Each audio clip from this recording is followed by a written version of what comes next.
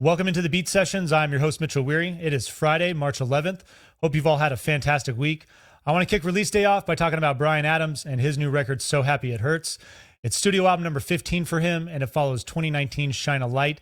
And for a guy that has built a reputation on album covers of him in black and white holding a guitar, I think this one takes the cake. I really like this album cover a lot.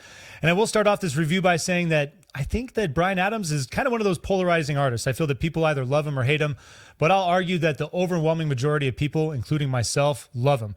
And it's because he's terrific. He has been so consistent for over 40 years now, and it's that penchant for the pop hook combined with his rock and roll sound. He's just so dynamic. I mean, he can bring you furious up-tempo rockers, he can bring you power ballads, or get even a little softer than that. So I like the variety and range there in his music. And as far as those hooks and melodies, he just does it better than most songwriters. I would say that that's really what made him so successful in the 80s. You think about the popularity of new wave and electronic music at the time.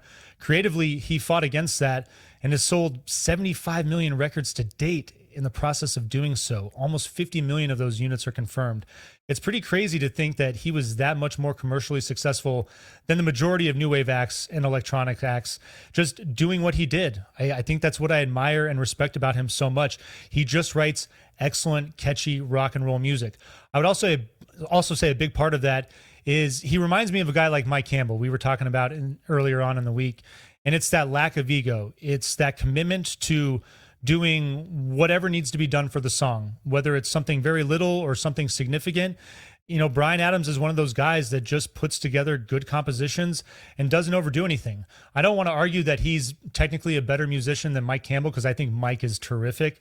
But, you know, he could have also played a 3-minute guitar solo on every single Tom Petty song, but he's the type of guy that recognized that that's not what these compositions need. They are tight, they are succinct, and they just need certain riffs and certain elements. And so, again, I admire that about Bryan. I really love all the work that he's doing on all the instrumentation. He's certainly bringing in other players to fill out certain songs, but he's pretty much at the helm on most of this. And his bass work, like especially on this thing, I'm absolutely loving.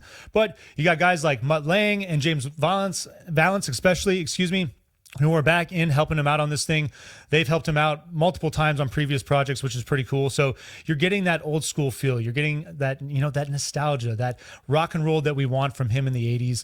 And it just feels good to have that again. This is a rock and roll record that is celebrating the hope that we are getting out of the last few years and the struggles that we've all been through.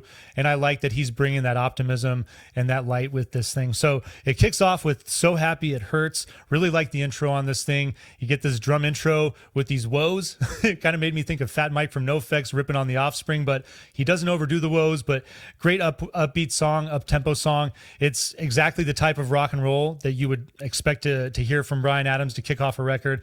And I really dig it. There's a bit of variety on this album as well too. The second song, demonstration of that, Never Gonna Rain, is probably one of my favorites. I really like the way that this thing opens with a thick bass. It's really just going to set the groove for the rest of the song. It's got these chill verses, and then they kind of weigh against these big choruses, and I like the dynamic there. But this thing overall has an R&B feel that I think it makes it very unique to the rest of the record. You Lift Me Up is your third track. It's ballad time, you know, and not so much the power ballad, but I like this has a bit of a contemporary country feel. This definitely more is in that softer realm, but I like the change of pace, and I like the way that it works into your fourth track, I've Been Looking for You. This is one of those unique tracks, again, very rockabilly sounding. I mean, you get this high energy Buddy Holly feel in this track. Really a fun addition to this lineup of songs. Your fifth song, Always Have, Always Will, is a soft rocker. This is where you finally get that power ballad moment that you'd expect from Bryan Adams. And it leads into your sixth track, On the Road. Love the riff on this song. I love the bass tone that he's developed as well. This is a great example of what Bryan Adams does. It's simple, but it's catchy. It's got this great punk rock energy a little bit as well. And probably one of my favorite tracks next to Never Gonna Rain. Kick Ass is your seventh song. I really like what's going on here. This thing has like a 90-second vocal intro from John Cleese. If you're not familiar with Monty Python, please look them up.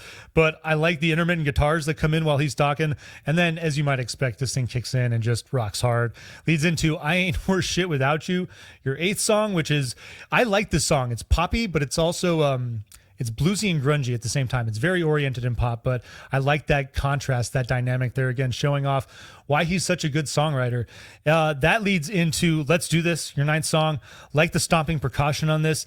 It's like a folky power ballad is what I'm getting on this. But again, that stomping percussion, a little bit of folky banjo, nicely done song there. Your 10th song, Just Like Me, Just Like You. It's got this great country twang to it. I really like the balance of rock and roll and country. The reverb is nice on the guitar as well. It sounds like a little bit of slide in there. Your penultimate track, Just About Gone. High energy. I like the bit of country flair that's involved in there.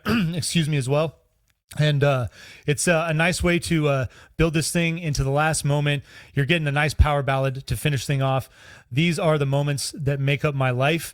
And it's a nice way to conclude this record. Forgive me, my voice has been a little rough today, the last week actually. But we finally made it through this thing. And in light of that, I'm going to say that I really enjoyed this record. This is not a collection of songs that I would say are going to make like the top 10 or even, top 5 Bryan Adams records. Definitely not top 5, but top 10 maybe. This is a good record. I think it's a fun addition to his catalog.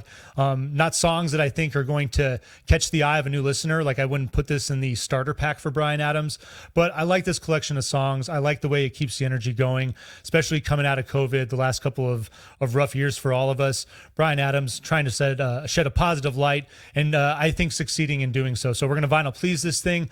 I hope you enjoy listening to this record, and I hope you find this review helpful. Please like this video, share it, subscribe to the channel, do all the things to help me blow this project up in 2022, and stay tuned throughout the week for more album reviews. We'll see you next time on the Beat Sessions.